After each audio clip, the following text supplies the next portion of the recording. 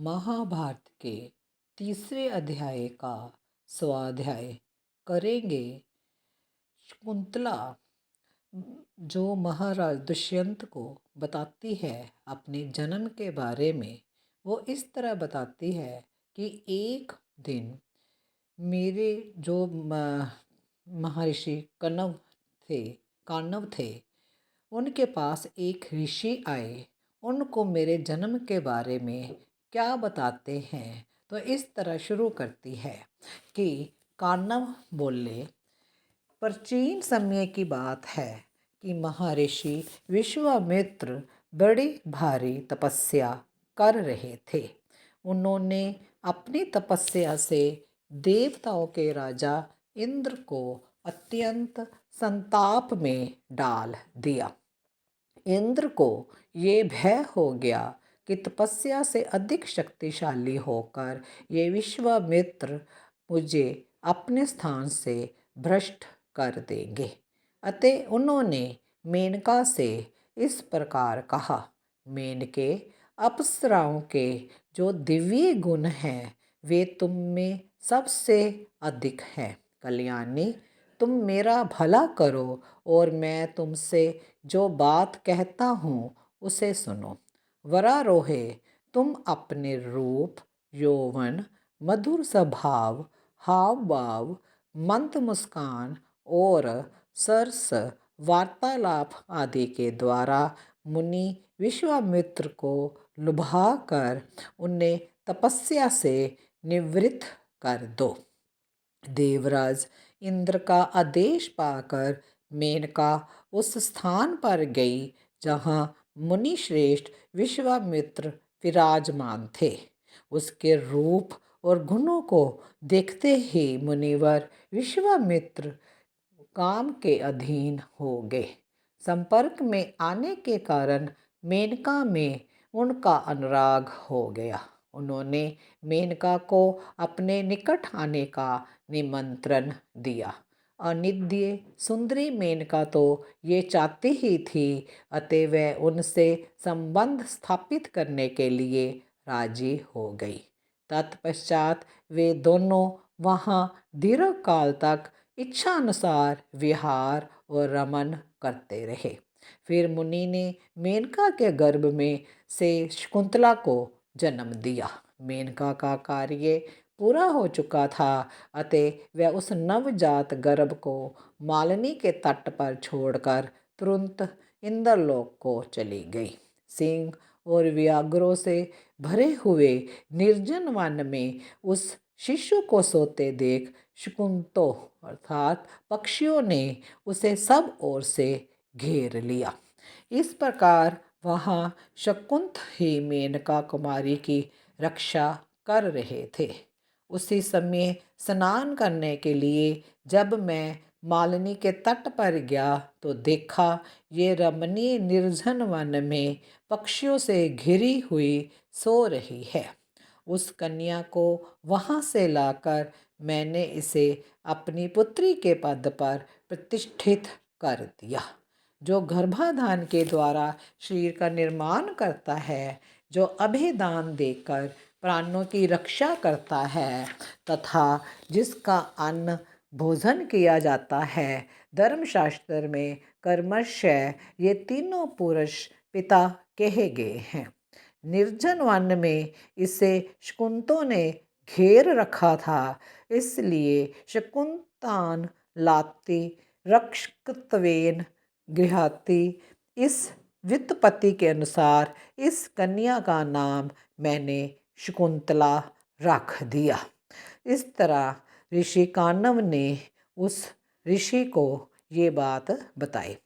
तो शकुंतला बोली, राजन, उन महर्षि के पूछने पर पिता कन्नव ने मेरे जन्म का ये वृत्तांत उन्हें बताया था। इस प्रकार आप मुझे कन्नव की ही पुत्री समझिए, क्योंकि कन्नव जी ने मुझे पाला है, मेरा पोषण किया है और कन्नव ही मेरे पिता हैं। दुष्यंत बोले, कल्याणी, तुमने जो कुछ कहा है उससे भली भांति स्पष्ट हो गया कि तुम क्षत्रिय कन्या हो। सुश्रोनी, तुम मेरी पत्नी बन जाओ, बोलो मैं तुम्हारी प्रसन्नता के लिए क्या करूं।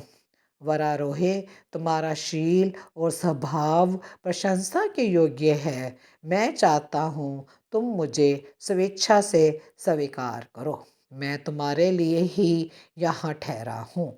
मेरा मन तुम में ही लगा हुआ है।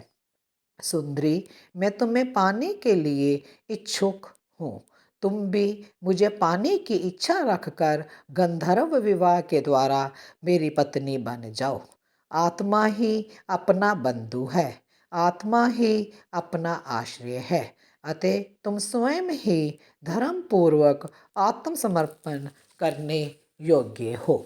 शकुंतला ने कहा, पौरव श्रेष्ठ, यदि ये गंधर्व विवाह धर्म का मार्ग है, यदि आत्मा स्वयं ही अपना दान करने में समर्थ हो, तो इसके लिए मैं तैयार हूँ। किंतु प्रभु, मेरी एक शर्त है, उसे सुन लीजिए।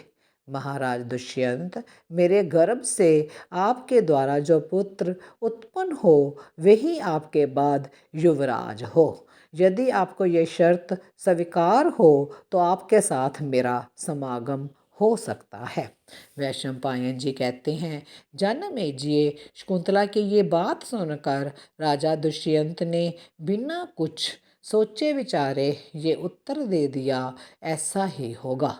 ऐसा कहकर दुष्यंत ने शकुंतला का विधिवत पानी ग्रहण किया और उसके साथ एकांतवास किया। फिर उससे विश्वास दिलाकर विदा हुए। जाते समय उन्होंने बार बार कहा, तुम्हें राजमहल में लिवा ले जाने के लिए मैं चतुरंगनी सेना भेजूंगा। राजा दुष्यंत को गे 2 ही घड़ी बीती थी कि महर्षि कण्व भी आश्रम में आ गए, परंतु शकुंतला लज्जावश पहले के समान पिता के समीप नहीं गई। महातपस्विनी भगवान कण्व दिव्य ज्ञान से संपन्न थे।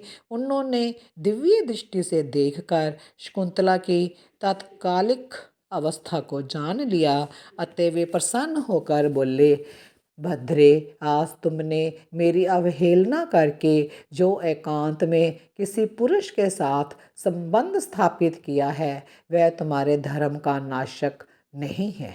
शकुंतले, महात्मा दुष्यंत धर्मात्मा और श्रेष्ठ पुरुष हैं। वे तुम्हें चाहते थे।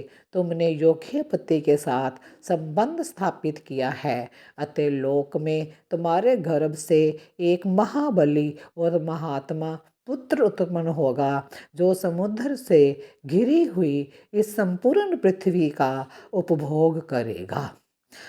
समुद्र पर्यंत पृथ्वी का चक्रवर्ती शासक होगा। उधर राजा दुष्यंत शकुंतला से पूर्वोक्त प्रतिज्ञा करके चले गए और शकुंतला को भूल गए अथवा जानबूझकर नहीं बुलाया। इधर आश्रम में समय आने पर शकुंतला ने एक अमित पराक्रमी कुमार को जन्म दिया। आज इतना ही रखते हैं। ओम शांति। धन्यवाद। कल हम इसके आगे देखेंगे कि शकुंतला का जो पुत्र पैदा हुआ उसका क्या नाम रखा गया और आगे क्या घटना घटी, तो किस तरह शकुंतला राजा दुष्यंत के पास पहुंचती है और राजा दुष्यंत स्वीकार करते हैं या नहीं, वो हम कल इसकी चर्चा करेंगे। ओम।